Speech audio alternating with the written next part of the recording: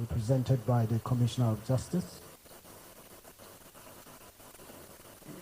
the Honorable Minister of Information and National Orientation, Alhaji Mohammed Idris Malagi, FNIPR. I don't want to repeat all the introductions and the protocol, but I specifically want to recognize the former chairman of Christians Association of Nigeria, John Hayab. He has been here very early, and Sheikh Ahmed Gumi. I'd like to recognize your commitment to time, and thank you very much for honoring us. Distinguished guests, ladies and gentlemen, before I commence my speech, I'd like to first of all thank my president, the president of Nigerian Institute of Public Relations and chairman of council, Dr. Ike Neliako. He got the wing of the information to this event late, and he canceled a lot of engagement this morning and drove to be with us here.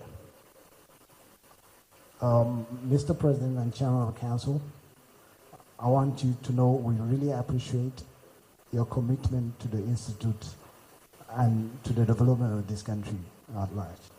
Thank you. On behalf of the organizers and the entire members of the Kaduna State chapter of the Nigerian Institute of Public Relations, I'm honored to welcome you all to our annual public lecture on the theme Tax Reforms, the Role of Public Relations in Fostering Constructive Dialogue for National Economic Renaissance. Today, we're gathered to explore a critical issue that affects us all, tax reform. As we navigate the complexity of national economic landscape, it is clear that tax reform is essential for national growth and development. However, tax reform is not just about policies, it's about people. It's about creating a narrative that resonates with citizens, businesses, and stakeholders. It's about fostering constructive dialogue that builds trust, promotes understanding, encourages participation. The path to economic recovery is paved with credibility, trust in our institutions, confidence in our leaders, and faith in our collective potentials. These are essential for resilience. We face significant challenges across economic dynamics. Today's conversation, I believe, will seek to integrate those challenges with pertinent questions such as how can we rebuild credibility in our systems, in our institutions? How can we foster resilience? And how can we work together to create an economic future that will be of benefit to all Nigerians? Effective governance is the backbone of every successful or any successful nation. In Nigeria, the relationship between governors and citizens is crucial in building trust, credibility, and ultimately a prosperous society. This is where public relations comes in. As practitioners, we have a unique role to play in shaping the conversations around the ongoing conversation about tax reforms. We must use our skills to understand the issues, craft compelling narrative, build coalitions, and facilitate dialogues that drive positive changes. Public relations is about building and maintaining relationships, fostering communication, and promoting mutual understanding.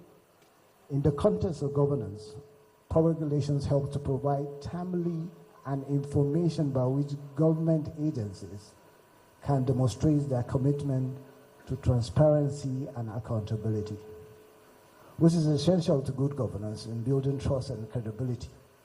Public relations help government agencies to respond effectively to crisis, mitigate reputational damage, and maintain a positive image.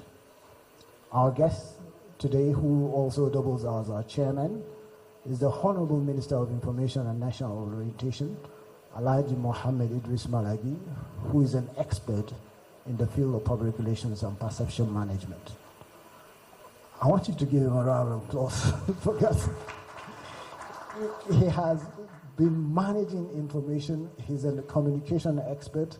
He has hold his seat and has stand where I stand here with you now, has been the chairman of this chapter, and has a remarkable impact in both our activities and mentoring young professionals in this field. He will share with us valuable insight and perspective on the role of public relations in tax reforms, and I urge you all to listen to him attentively. Well, we look forward to a stimulating discussion and broader perspective from our discussants. Professor Eze, I saw him earlier on, and Professor Suleiman is right with us, and Professor Awa is also here, and distinguished Senator Shehu Sani is also part of the discussant. I believe they will engage in a constructive dialogue that will share ideas and work together towards an economic renaissance. Before I hand over the microphone to the MC, I'd like to express my gratitude to our sponsors, partners, and the organizing committee for their support in making this event possible. Special guest of honor, guest speaker, chairman, president and chairman of council, distinguished guests. The chapter shall also be honoring outstanding personalities with deserving award in recognition of their remarkable achievement and impact on our society. After which we will conclude this program with an annual general meeting. I wish to thank each and everyone for being here with us today, for taking time out of your busy schedule to honor us with your presence. I pray we have a delightful deliberation and wish our guests safe trip back to their destination. Thank you very much.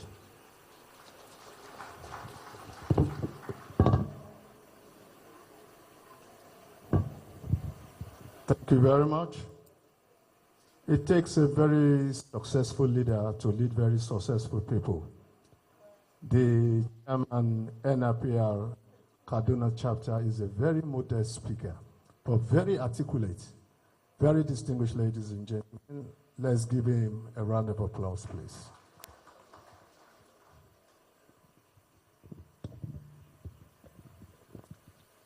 Before I invite this special man that I know, and I call him the special man, let me quickly recognize the following dignitaries in our midst. While I was doing my recognitions, I did not see the human rights activist, Senator Shehu Sani. Let me at this point formally welcome you. Thank you very much for coming. Very distinguished ladies and gentlemen, also with us, we have the Chief Imam, Government College, Jumat Mosque, Sheikh Aminu. You are most welcome. Also with us, we have the representative of the Chairman, Presidential Task Force on Tax Reforms, and Chairman, Federal Inland Revenue Services, in the person of Mr. Kayode Kaje Shola. Thank you very much. Wherever you are seated, please, you may please rise for recognition. Thank you very much. You're welcome. Thank you. At this point, very distinguished ladies and gentlemen, they said public relations is an intentional, planned, or sustained effort created or established to maintain a sort of mutual understanding between an organization and its public. That was what I was taught in 1996 when I was actually a student of public relations in Kaduna State here. Very distinguished ladies and gentlemen, it has gone beyond that now. I can tell you that public relations is taking the forefront in the efforts in bringing democratic dividends to our great nation, Nigeria. There's this special man whose secret of success is constancy of purpose. Very distinguished ladies and gentlemen, I'm talking of no other person than the President, Nigerian Institute of Public Relations, and Chairman and Council of NRPR, Dr. Ike Neliaku, Fellow, Nigerian Institute of Public Relations. It is my pleasure to invite the President to please step forward to the podium and please give a remark. Please let's encourage him with our applause, please. Thank you.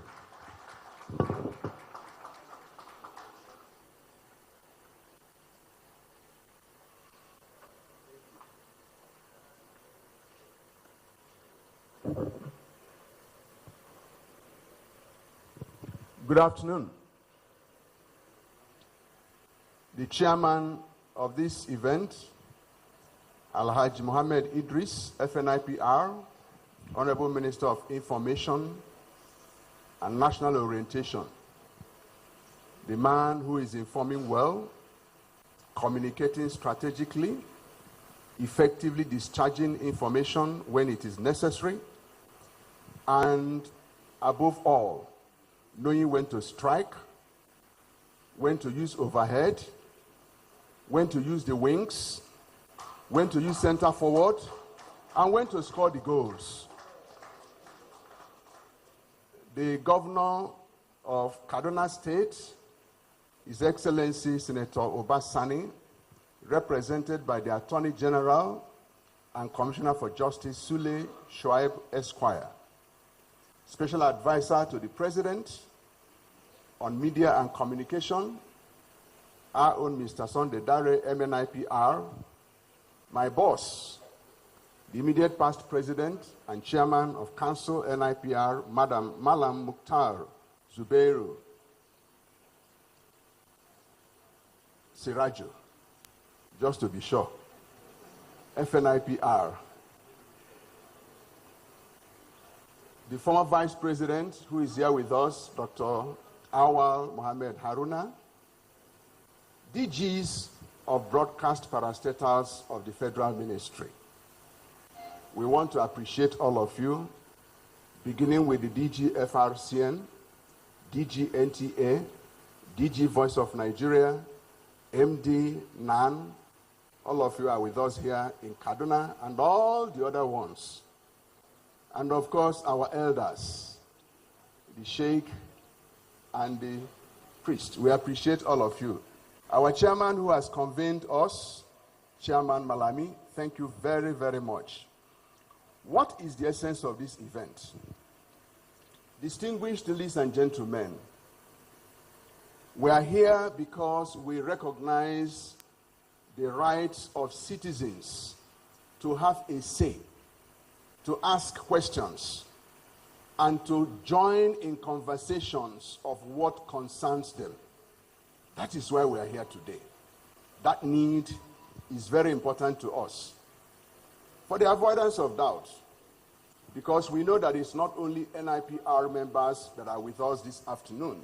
There are other people. And some may be wondering, what concerns NIPR with a dialogue of this nature? As far back as 1978, our leaders brought out what they call the 7 pillars of public relations. And these pillars include the fact that public relations is an art and a science. That means we deal with research, and then we bring out the findings of our research, and then we execute. Number 2, we monitor trends. In every society, we monitor what happens. And because we monitor trends, we analyze trends. And because we analyze trends, we become prophets, because we predict consequences arising from the monitoring of trends and analyzing of trends. It doesn't end there. Because we now predict consequences of actions and inactions, we counsel leaders to say, this is what you need to do, arising from what we have identified. And then we guide in planned, effectively planned execution of programs of action. And then the 7th one, we make sure that whatever we do will serve the interest of the society and then the organization, which in this case includes government. It is in the light of this that we saw the responsibility to provide this credible professional platform for citizens to engage with government on this issue of tax reforms. We have done research, We have followed up, we have engaged, and we can really predict that unless we all sit down as we are sitting down today to discuss this matter, people may not understand where government is going. And then government may not understand the intentions of the citizens. So this is why we have provided this platform as a credible avenue for us to ventilate our views across board, to listen to what this tax reform is all about, and then to take input from the public. And we're very delighted, really, that the Minister of Information, with the full weight of the ministry, accepted to chair this event. I am aware that the minister and the ministry is arranging to take programs like this round the country to engage more Nigerians. I want to tell you, Honorable Minister, that we are not just willing to partner with you in Kaduna, we are willing to go around the country with you. Because it is our responsibility. NIPR has the biggest body of knowledge in Africa to take on any subject. Unknown to you, no, not unknown to you because you are our fellow. You know, sometimes because you are our fellow and you are our minister, sometimes we forget that you are a fellow of the institute and we just address you as minister. So I'm sure that you are aware that even within NIPR, we have experts in taxation because this is the only profession that everybody is party to. Once they have gone through our protocol and they are qualified, so you find people that studied law, they come and go through our classes and then they are inducted. You find those who are engineers, they come. You find those who are medical doctors. Today, medical doctors are communicating better to their patients because we have trained them. They are no longer telling somebody that you are supposed to die in 10 days. They find a nice way to make it so that the person will look forward to dying. This is what it means to communicate. And they are taking advantage of that. So we are urging you, sir, to take advantage of what NIPR offers. We have this structure across the country. We want to help to engage Nigerians in a credible manner, that Nigerians will have the opportunity to air their views, so that you can now take these views, collect it, and then you can go back to government and say, this is what Nigerians are saying. We know you will do it because we know you love Nigerians. And we want to do what Nigerians expect. I welcome all of you for being with us this afternoon. We look forward to a very engaging conversation.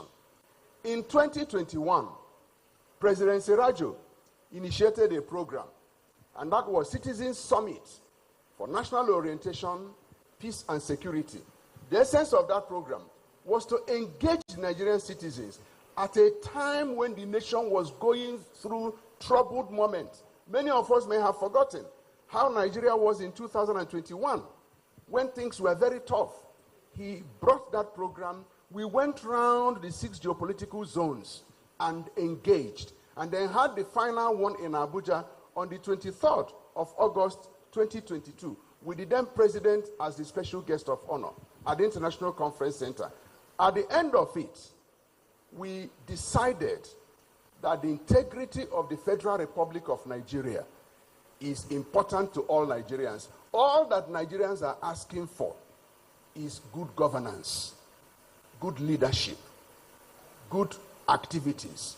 And today, what we are having today is one of the decisions that we are taking at that program, that we should help to engage citizens in critical ways. I want to again thank you, President Sirajo, for that initiative. I have the report here because I go around with it. And the report is called Rebooting Nigeria. Today, we are rebooting Nigeria. Thank you very much.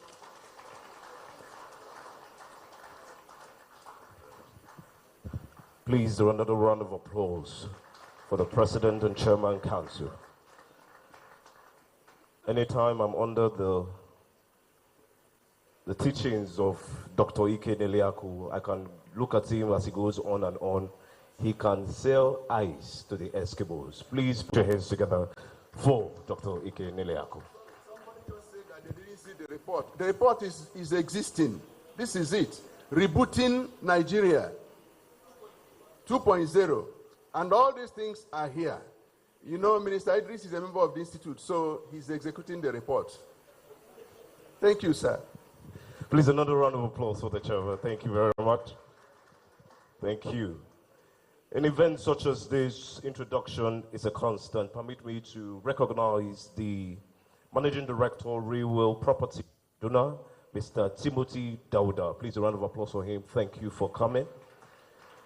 And also we have the Head of Department, Mass Communication, and a team of senior lecturers from Ahmadu Bello University, Zaria, Professor Adama Adamu. Please, a round of applause for her. Thank you for coming. Very distinguished ladies and gentlemen, we'll move to the next item on the agenda, which is the address by the chairman of the occasion. It's my privilege to introduce my principal, a man whom we've dubbed to be the chief evangelist of the Radio The Hope agenda, a man who is key in the word engagement across all structures of the country. Very distinguished ladies and gentlemen, please put your hands together as we make welcome the chairman of the occasion, Mohammed Idris, fellow of the Nigerian Institute of Public Relations, Honorable Minister, Information and National Orientation. I believe our hands can be louder than that.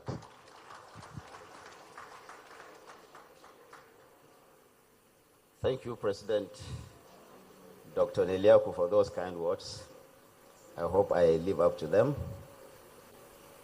Your Excellency, the Executive Governor of Kaduna State, ably represented by Barrister Sule Shaibu, SAN, Honorable Commissioner of Justice, Kaduna State, thank you for coming. We also have here the Special Advisor to the President on Media and Communication, himself a former minister in the last administration, Mr. Sunday Dare. He had to arrive this morning from Kaduna. Thank you for coming. The chairman of the Kaduna State chapter of the Nigerian Institute of Public Relations, Mr. Harun Malami, thank you for coupling this together and allowing us to use the platform to engage Nigerians on the issue of tax reform. Let me also recognize the presence of the chairman of the Federal Inland Revenue Service, ably represented by Mr. Kehinde Tojishomo. He is actually a deputy director in the FIRS, and he helped to put together the bill that has also generated a lot of interest in Nigeria today. So he's going to lead this conversation as we go ahead. We have representatives of the civil society organization. Distinguished senator, sometimes I don't know whether to call him comrade or senator, but I think he's all wrapped in one. We want to thank you for coming, Comrade Senator Sheikh Husani. We have the representatives of the religious institutions here. We have in our midst Dr. Sheikh Ahmed Gumi is here with us to lend his voice to this conversation. And my good friend, representing the Christian Association of Nigeria, the priest himself, Reverend Hayab. Thank you for coming. The immediate past president of the Nigerian Institute of Public Relations, President Mukhtar Siraj, thank you for coming. And the one-time vice president of the institute, representative of the traditional institution here also present, the Honorable Commissioner of Education, our own Lami, you are welcome. The representative of Jama'atu Matan Arewa, thank you for coming. The Executive Council members of the Nigerian Institute of Public Relations, the DGs and other officials of the Ministry of Information and National Orientation, that is the DG, Nigerian Television Authority, DG, Federal Radio Corporation of Nigeria, DG, Voice of Nigeria, Managing Director, News Agency of Nigeria. And before I forget, the Senior Special Assistant to the President on Information and Publicity, Mr. Abdulaziz is also here. He has also worked tirelessly with the Nigerian Institute of Public Relations to bring this about. There is also the SA to the President on Community Engagement, Malan Yakase. Thank you for coming. All the SAs, all the officials.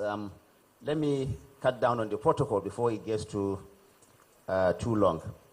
I want to sincerely thank the Nigerian Institute of Public Relations for providing this platform for us to engage Nigerians so that we can interact more on a subject that is of interest to the entirety of this country. Let me acknowledge the hard work and dedication of the national leadership of the Nigerian Institute of Public Relations, led by Dr. Ike Neliaku, and by extension, the leadership of the Kaduna State chapter. The chapter has proven competently and beyond reasonable doubt that the new direction unfolding at the national level can also find its complementary equal at the state or subnational level. The theme today, tax reform, the role of public relations in fostering constructive dialogue for national economic renaissance, has brought to the fore, yet again, the place of constructive dialogue as a vital pillar of our democracy. Society advances by mutually respectful engagement, where we give voice to diverse opinions and respect those who we disagree with. We will certainly not always agree on all issues, perhaps not even on most issues, but we'll always be guided by the fact that things that unite us, that is our common humanity, our nationhood, and our sense of patriotism, our collective vision for Nigeria that works for all, will always be more important and more meaningful than the differences of age, of religion, of region, ideology, gender, culture, or even social class. The topic today before us is a very sensitive and yet very important one. We can't escape but discuss this very important topic, taxation. It was the American statesman Benjamin Franklin who famously said that in this world today, nothing is certain except death and taxes. All over the world, effective taxation is important as a source of financial power for governments to provide social services for their citizens. However, there is plenty of reason to believe and assert that Nigeria's tax administration system has become long overdue for reform on account of design and implementation flaws, as well as the general attitude of taxpayers towards taxation itself. In the light of this, the ongoing review of the country's tax laws and realities is not just timely, but it is also crucial, especially as part of a larger set of macroeconomic reforms aimed at setting the country on an irreversible path of growth and development. The full details of the new tax bills are available and they are already in the public domain. Therefore, I may not take time to go over them here. But one must commend the effort so far being put together for the public engagement in this direction. What I would say is that it is very inspiring and heartwarming to see Nigerians from all walks of life coming out to express their views and opinions on these matters of critical national importance. As such, it is the very essence and the meaning of democracy itself. In spite of the challenge of trust deficit that tends to crop up around matters of governance in Nigeria, we have still been able to have what can be adjudged as a robust debate on this very sensitive national issue. President Tinubu has also been very clear that the executive will listen to and work with all stakeholders to ensure that all concerns are duly and comprehensively addressed. We will continue to ensure open lines of communication and engagement with the National Assembly, as the President has always said, and indeed other stakeholders. We are all in this together as one people, one nation, and just as we are being called upon to make collective sacrifices, we will also collectively reap the abundant social and economic benefits of all these necessary reforms. Distinguished guests, ladies and gentlemen, it is at a time like this that we are reminded of the important roles of public relations in the maintenance of a functioning and healthy society. By facilitating purposeful communication, building mutual understanding, and transparent promotion of ideas, public relations practice and practitioners can help to create a culture of collaboration and progress.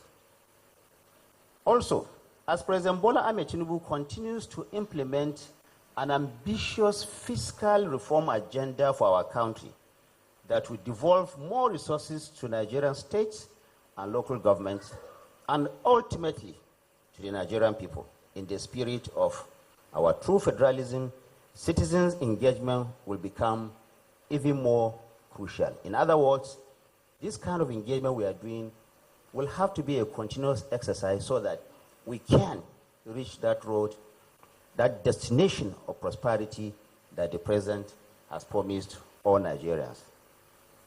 Those of us who manage communication for the federal government understand that we indeed have a lot of work on our hands.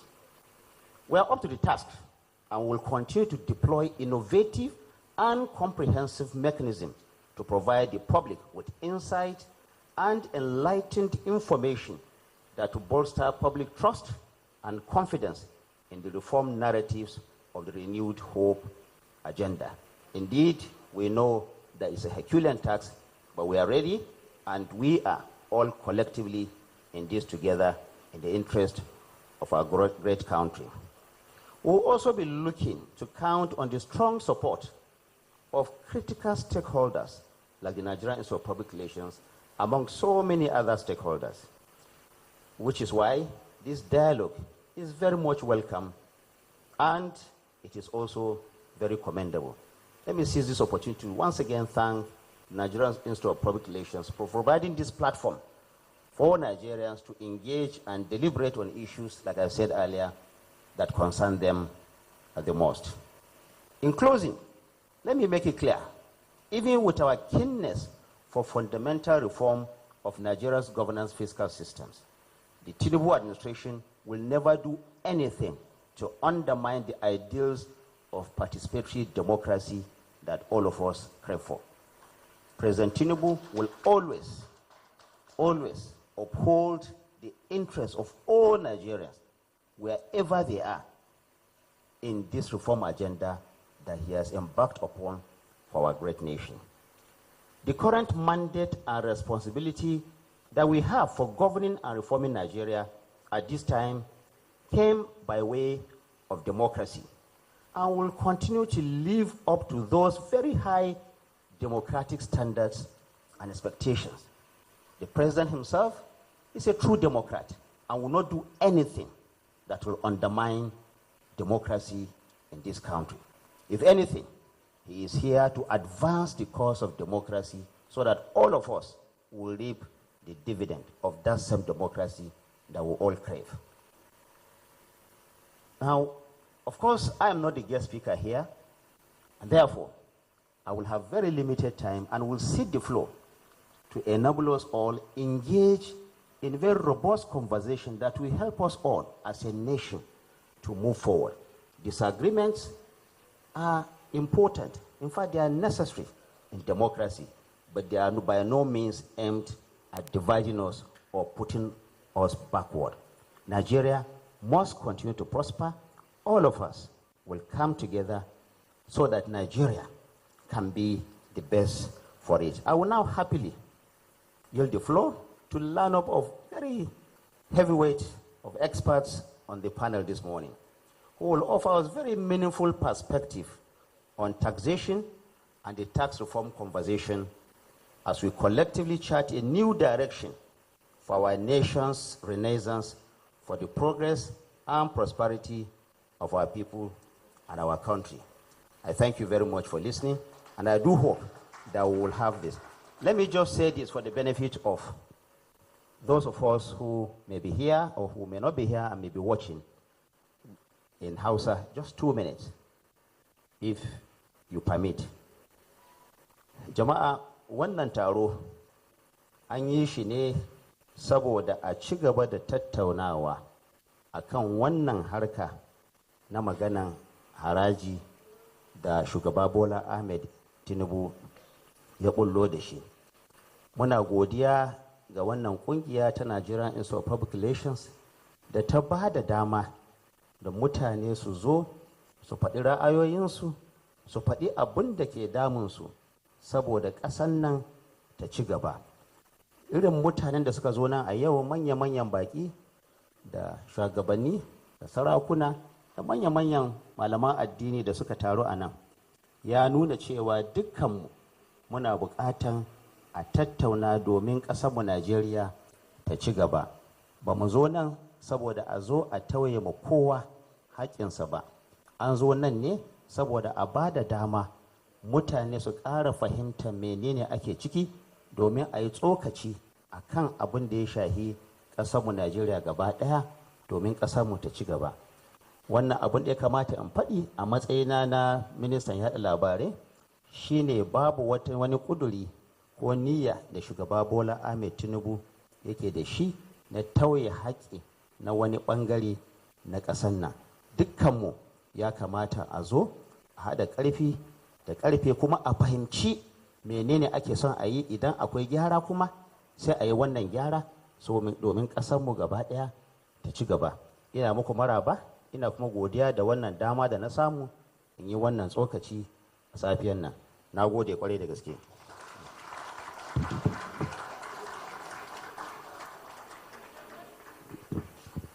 Very distinguished ladies and gentlemen, you can do better. That was the Honorable Minister of Information and National Orientation. He was speaking, trying to let Nigerians know that this dialogue is a timely and it will contribute meaningfully to the development of this country. He cited examples that dialogue is a pillar for advancement of democracy and that Nigerian government under the present administration led by Tinubu does not have any agenda as far as tax reform is concerned. Reach the grassroots. Thank you very much, Honorable Minister. They say vision without action is merely a dream. But when a vision is translated into action, the society changes for the better.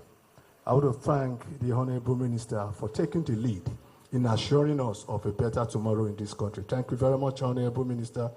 Very distinguished ladies and gentlemen, it's very important to let you know that this event is being covered live by the Nigerian Television Authority, Federal Radio Corporation of Nigeria, Voice of Nigeria, TVC, Arise Television, and channels.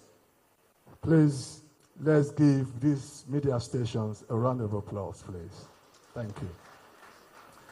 Before we invite the lead speaker, I've been directed to give the representative of the Chairman, Presidential Task Force on Tax Reforms, the Chairman, Federal Inland Revenue Services, Mr. Kawade Kajeshola, few minutes to make some few remarks. Please, you may step forward to the podium and just make some remarks. Thank you very much.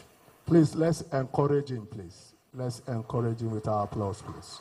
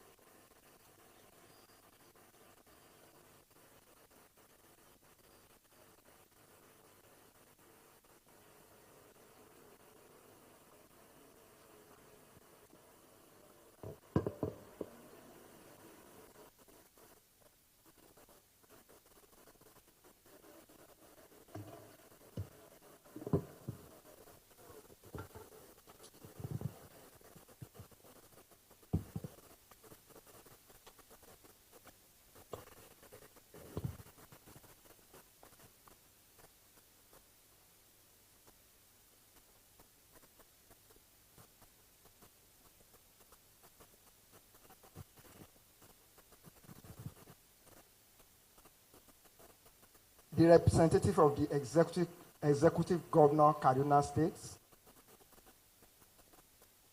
my honorable minister here. Please help me appreciate the honorable minister. I have a challenge this morning when I was preparing to come here. And the honorable minister, when I first received his call, I was surprised. And all through my journey here, he was constantly following up to ensure that I got here safely. I am so humbled, sir. So honored. I appreciate you, sir. The essay to the president and all the essays here, our dear Mr. Daryl, thank you so much. The commissioners that are here, our dear Senator Shehu Sani, our royal fathers that are here, our religious leaders that are here, other essays to the president of the Nigerian Institute of Public Relations, and every other dignitaries, professors, and everybody that have been invited to this program. I thank you for coming, and I'm honored to be in your presence this afternoon. I am here to represent the Executive Chairman, Federal Inland Revenue Service, and also the Chairman of the Presidential Committee that handle or that work on this tax reform. And I have a little presentation here to make. I will create your indulgence to have the presentation made. I'm going to, ordinarily the presentation was supposed to take me about 2 hours. But I assure you, now it won't even take 1 hour. I'm going to be as brief as possible. It is not how long, but how I'm able to pass the message. So dignitaries and everybody here,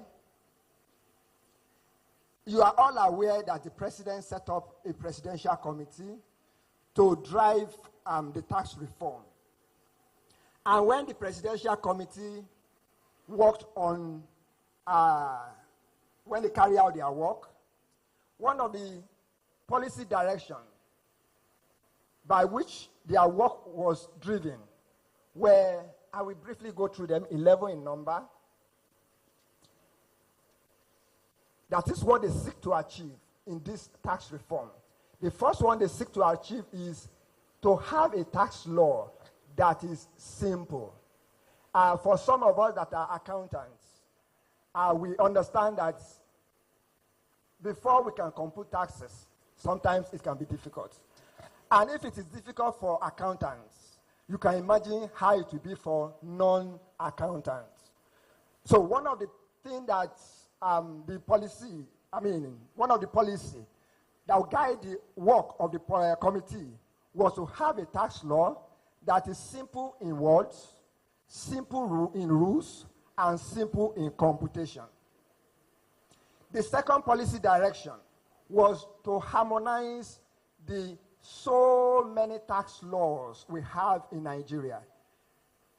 Presently in Nigeria, we have more than 30 tax laws.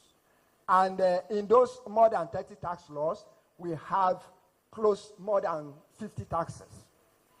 So in my work in the Federal Inland Revenue Service, one of the things I see, if you are an investor that want to come to Nigeria, you don't just come to Nigeria. You first commission somebody to look at the economic landscape of Nigeria. So just picture yourself as an investor, that is a foreign investor, that has commissioned somebody in Nigeria to look at feasibility study in the area of taxation for you.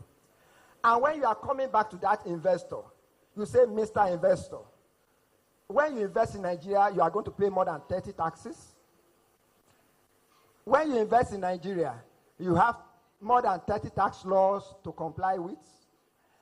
You can imagine that investor, the next thing that will come to his mind will be, So if I spend all my resources and my time looking at tax law, when will I have time to do the business for which I want to do? So one of the things that drive investor is our tax landscape. So one of the things this reform is meant to do is to harmonize our laws, to have not more than 4. So that those more than 30 laws, to have just 4 laws, and to have those more than 50 taxes, to have a single digit taxes. That is, taxes that are no more than 9. At the end of the day, it might not even be up to 9, but the policy direction is that we will not have double digit taxes. Then the next thing that drives the work is alignment with economic objectives. One of the economic objectives of the government is to promote investment, to make our environment conducive for investors. And one of the things that has also been said as the economic objective is that the government is not ready or willing to tax poverty, but to tax prosperity.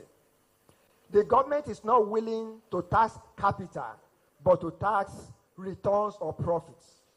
The government is not willing to tax poverty, as I said earlier, to tax seed. The government is not willing to tax seed, but to tax the fruits after you have planted the seed, the fruits that come out from that seed. Then another policy objective is to have taxes that are neutral for businesses. That is, taxes shouldn't be consideration. One of the things that drive businesses from Nigeria, so that when businesses come in Nigeria, taxes is not one of the key considerations that will drive them from Nigeria. The next policy direction is to make our economy competitive. Some of us, most of us, we complain that some businesses are going to Ghana, going to different places. So how can we make our environment, business climate, business environment competitive so that it will attract investors? Another one is to have tax certainty. That is, if you are a business or an individual, you should know what to pay. It should be sure, certain for you. If I invest in Nigeria, what tax am I going to pay? If I invest in Nigeria, who will I pay the taxes to? Which jurisdiction? Is it going to FRA? Is it going to State Board of Internal Revenue? How am I going to pay the taxes? When am I going to pay the taxes? So this reform is meant to create certainty for taxpayer. You can imagine nowadays, even me that is a Nigerian, sometimes I don't know the number of taxes I pay, because sometimes one day somebody will just come and a day I was driving and some people just enter my car that you are from so and so local government, come and pay tax. The tax I wasn't aware before. So what we are having in this bill will ensure tax certainty. The next one is to be taxpayer focused. The taxpayer are the goose that lay the golden eggs. So this reform is to focus on them, to make them happy to pay their taxes. So everything that will make it smooth for them to pay taxes are in this bill. Another policy direction is to modernization, to modernize our tax system. Another one is efficiency of compliance and administration, to make compliance easy. Sometimes some people want to pay, but the environment, when to pay, how to pay, the process of payment is difficult. So this bill will promote compliance, ease of compliance, and it also promotes ease of administration. Then, policy direction, another one is evidence and data driven. This bill will promote data, the use of data. If FRS is saying, come and pay so and so amount, you should be able to ask, how did you arrive at it? And FRS is going to be able to say, on so and so date, you were in so and so shop to do so and so thing. On so and so dates, you receive so and so income from so and so person. This bill will promote deployment of technology that will make it possible for the revenue authority to gather data. So it's not going to be rule of the thumb, but it's going to be data that will drive tax administration. And lastly, the last policy direction is to have an economy or a tax system that comply with global best practice. So some of the things we are going to be seeing in the bill is actually not limited to Nigeria. International rules, what happened internationally, most of them has been brought into this bill. Some years back, for some of us that are conversant with taxation, we had what we call the base erosion and profit shifting project. That was an international project under the auspices of the Economic Cooperation and Development. And at the end of the day, there was 15 action outcome recommendations. Most of those recommendations has been brought into this bill to make us globally compliant. So the 4 bills that were produced out of this policy direction I said were or are, we have the Nigerian tax bill. And this is the bill that imposes taxation in Nigeria. So if somebody is asking you come and pay this tax, the tax has first been imposed by this bill. Any tax that is not imposed in this bill will not be a tax collectible in Nigeria. I mean, under the federal scope. Then we also have and this Nigerian tax bill is going to consolidate our income tax with the company income tax, the personal income tax, the petroleum profit tax, the capital gain tax. Everything will be in this bill. Then we have the tax administration bill. We have the tax administration bill. We have the Nigerian Revenue Service Establishment bill, and we have the Joint Revenue Board bill. So I will quickly now dive into what are the contents of the bill, and I will be very fast because I know I have limited time. So the bill is divided, the Nigerian tax bill, number 1, is divided into 9 chapters and schedules. But let me go to the key proposals that are in the bill, so I don't bore us with the structure. So some of the things that are there is, I said the government said, we are not going to tax capital, but we tax profits or returns. So one of the things that is in the bill is to ensure that, to eliminate minimum tax for loss-making companies. What we have presently, if you are a company in Nigeria, whether you make profits or not, you will pay tax. If you make profit, you pay tax on the profit. If you make loss, you pay tax on your capital. So if we are taxing your capital, what will likely happen? The business will go under. So now we are not going to tax capital under this bill. Rather, we tax only profits. And those that are making that profit, they will have a minimum tax, which is 15% of their effective tax rate. 15% effective tax rate. The next thing that is in this Nigerian tax bill is that some expenses are going to be disallowable. Some people will not pay VAT on an expense, and they go to income tax. And one of the things I said before, the fact that before, yes, we were trying to deploy technology, but now I said we are going to deploy under this bill. Technology will be deployed fully. So it will ensure that if you don't pay value-added tax on an item or an expense, that item cannot find its way back into your company income tax for you to deduct it as expenses. So if you are going to deduct an expense, VAT must have been paid on that expense, and custom duties must have been paid on that expense. Then it's also one of the things to encourage companies, non-residents, to work in Nigeria.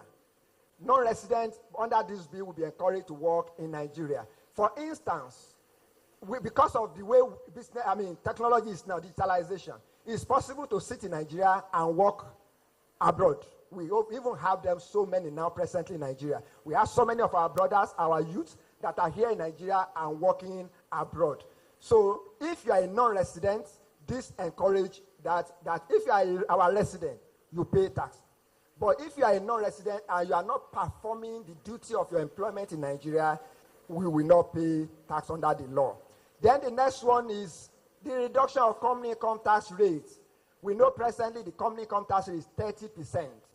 This bill will ensure that within 2 years, the rate is come down to 25%. There is also introduction of development levy of 4%. So this is the issue with development levy of 4%. In our existing law, I said we have so many laws. We have some taxes that are called earmarked taxes. When we set up an agency, we say company, pay tax on those. If we set up another company, another agency, companies pay tax. So what has happened is the development levy will consolidate all those taxes. Instead of asking businesses, pay this, pay this, pay this, pay this, pay this, and they have to comply with the rules in respect of all of them, filing returns on all of them. Now they have been consolidated into one, which is 4% development levy, which will be shared among those agencies. And that development levy will reduce to 2% by 2030. Then one of the things, under the present law, our law says you should pay tax as a Nigerian resident on your worldwide income. So if you make income anywhere in the world, as our resident, you will pay tax. The other country where you have made income from, we say, you have made income from my country, you will pay tax. What is the implication? You are paying tax twice. So what this law, these bills, one of the provisions now is that to provide for elimination of double taxation. So if you pay tax abroad and you are paying tax here, the tax you have paid abroad, we will remove it from the tax you have paid here as long as you have declared the income. So if you declare the income here and that income is subject to tax here, we remove the tax you have paid abroad on that income to arrive at the tax you are going to pay in Nigeria. That's another thing is in this bill to encourage businesses. Another thing is zero VAT on exports. And another thing is VAT exemption for consumer goods. So presently, yes, there are some items that are exempted from VAT, but the producers of those items are not exempt. For instance, education is exempt, but schools are not exempt. So what means is that even if I say your education is exempt and the school pay VAT, what will the school likely do? They will, because they are not Father Christmas, they will shift the VAT to you. So what we have in this bill now is that education is exempt, medical is exempt, food is exempt, rent is exempt, public share transportation is exempt. So at the end of the day, in fact, what the committee has worked on is that for a normal person, normal Nigerian, don't let me use the word poor, normal Nigerian, you, based on the record of statistics from Nigerian Bureau of Statistics, it says that 83% of income of normal, ordinary Nigerian is spent on those things I have mentioned. The food, the education, the shelter, 83% of your income are spent on those things. So what the law has said now, that 83% will be exempt from VAT. So let me to put it in proper perspective. It means that if you earn 100,000, like if your disposable income in a month is 100,000, what is going to happen is that 83,000 of that income, because you are spending 83,000 on those essential items, that 83,000 is VAT exempt. So you are only going to pay VAT on just those 17,000. That is what government has done. Yes, the VAT rate is increased on that 17, but let me tell you, based on calculation, and my accountant also, if what we have before, what I said, if your disposable income is 100,000, and the VAT rate is 7.5, that means your VAT is 7,500. But what we are having in this bill now, even with the 15% VAT rate, your VAT is dropping to less than 3,000. In fact, it's 2,550. So your VAT liability is dropping from 7,500 to 2,550. That is what is in this bill. Because of time, I will not be able to, because I've been told my time is up. This is just to whet the appetite. There are so many things that are in this bill. And when questions come, those that relate to me, I'm going to answer them so as to provide more and better perspective on what we have in this bill. Thank you.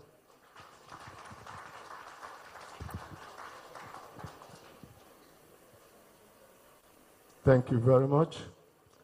There are times you have so many things to say, but because of time, thank you very much for that wonderful presentation.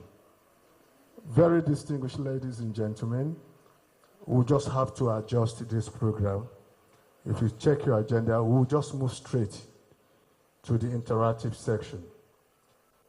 Very distinguished ladies and gentlemen, we're able to listen to the representative of the chairman, and I want to believe we have an understanding of these tax reforms to at least to a level.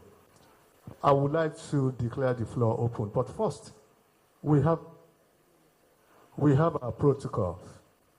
When you're recognized to speak, you tell us your name, and please restrict your comments or your questions to the issues that is being addressed on tax reforms. We will appreciate if you do that. And please, let us be decent enough in the use of language. We will appreciate that.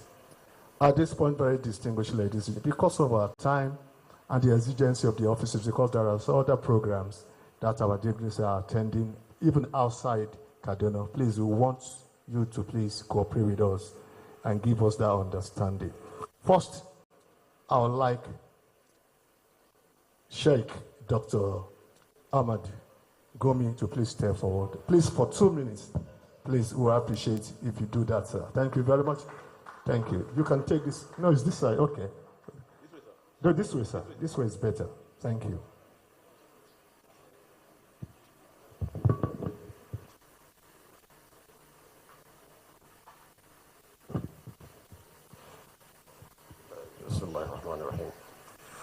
Standing on the existing protocol, for lack of time, so much to say. I thank the government for two things.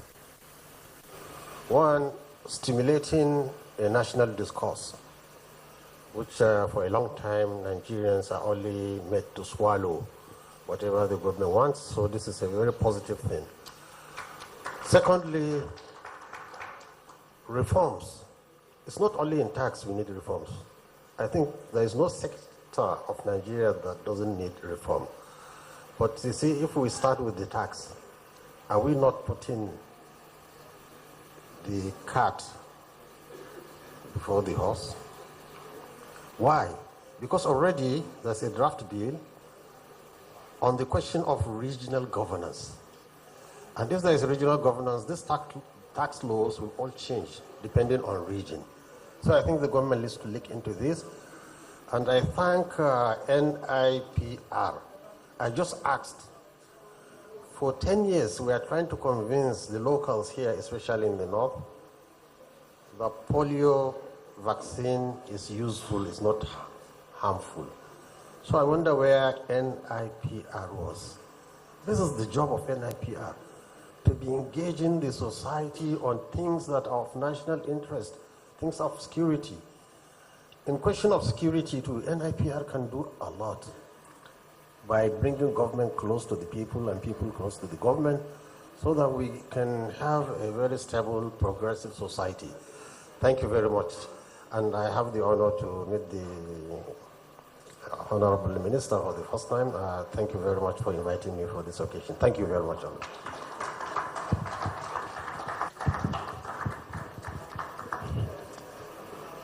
Sheikh is a man of my generation. I gave him 2 minutes, and he spoke for 2 minutes. Thank you very much. At this point, I would like to invite the former chairman of the Christian Association of Nigeria, Kaduna chapter, Reverend John Joseph Ayab, to please step forward for 2 minutes, please. Thank you. Please, let's encourage him, please.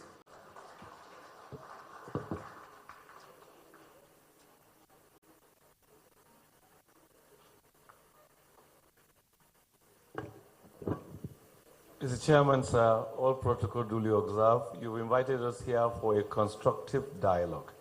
I wish we had started this dialogue constructively long ago before the bill was sent to the House. Probably wouldn't have been here now. We're supposed to be making forward progress. But this effort is quite commendable. If we continue this, I believe in a short time, if the bill is sent back to the House, we'll have less noise and we'll have better understanding. And before you know, the bill will be passed to law. For a Christian